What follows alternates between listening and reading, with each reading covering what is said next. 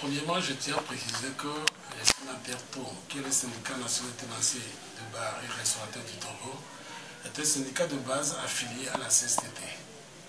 Secondo, sur le terrain, quand les syndicats se réunissent avec les membres, c'est qu'il y a un problème qui se pointe à l'horizon, ou bien soit il y a un problème qui est en train de se passer.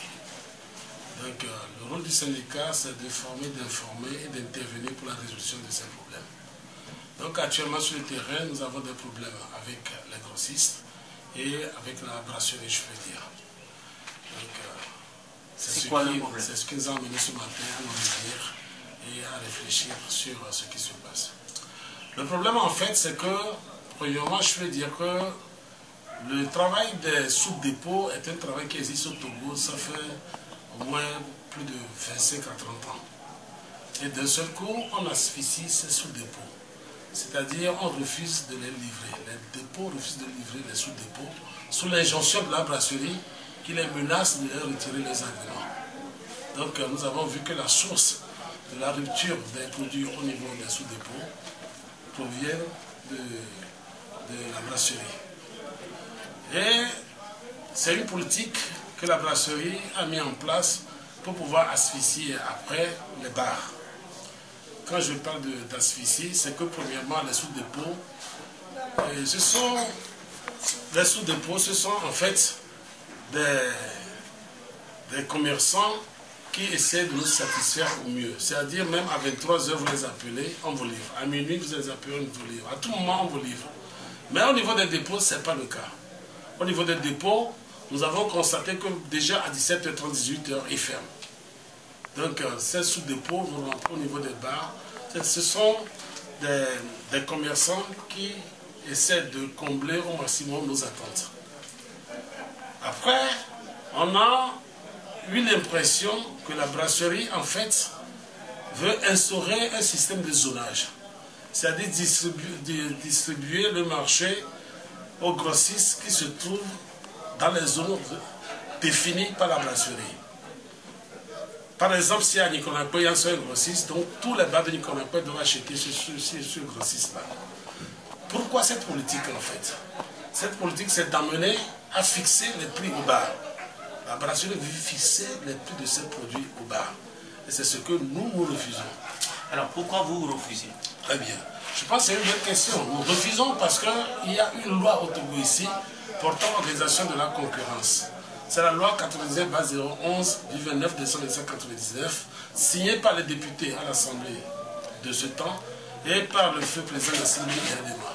Donc c'est une loi qui a été promulguée et c'est une loi à respecter par les citoyens togolais. Que dit la loi? Oui, la loi, je peux dire que la loi en Suisse se divise en 3 parties. La première partie, c'est ce que l'organisation de la concurrence demande aux commerçants au Togo de faire. La deuxième partie, c'est ce que cette loi demande, c'est un devoir que cette loi demande à ces commerçants. C'est-à-dire que, si je donne un exemple, on me demande d'afficher les prix de nos produits. Donc si vous n'affichez pas, il y a une troisième partie qui concerne la sanction. Donc la sanction ici aussi est incorporée dans cette loi. Donc tout est défini dans cette loi-là. Je peux vous dire que nous refusons cette fixation de prix. C'est qu'en article 1, le premier article qui a ouvert la loi, si je dis qui a ouvert la loi, c'est que cet article est très important. C'est qu'il est dit au niveau de l'article 1 que les produits, les biens et les services, leurs prix sont libres sur toute l'étendue du territoire. Si les prix sont libres, je pense que c'est le marché qui détermine, qui régule les prix sur le marché togolais. Donc nul n'a le droit d'imposer implicitement ou tacitement les prix aux autres commerçants. Et c'est ce que je viens de dire, c'est au niveau de la crise 12, 13, 14, 15 et 16. Et même au niveau de l'article 19, je pense, il y a le zonage qui est interdit. Ça interdit de répartir le territoire en zones conquises. Alors, vous pensez que la brasserie, ce faisant, est en train de violer le droit des commerçants, les droits des opérateurs économiques que vous êtes? Bien sûr, bien sûr. C'est pour ça que nous sommes debout contre la brasserie. Parce que si nous ne respectons pas la loi de notre pays, c'est que nous sommes hors la loi. Et ce n'est pas normal. C'est un Ivoirien, le directeur commercial, qui vient et qui essaie de nous imposer une zone où nous serons après des esclaves commerciaux. Ça ne peut pas se passer, je regrette un peu. Qu'est-ce que vous proposez alors? Ce que nous proposons, c'est qu'on respecte la loi, qu'il n'y a pas d'imposition de prix, qu'il n'y a pas d'imposition de zonage, qu'on ne nous demande pas d'acheter ou de vendre où nous voulons. Parce que le marché chez nous, c'est notre bar. C'est le lieu où on peut vendre et acheter. Et ce marché régule les prix de nos produits.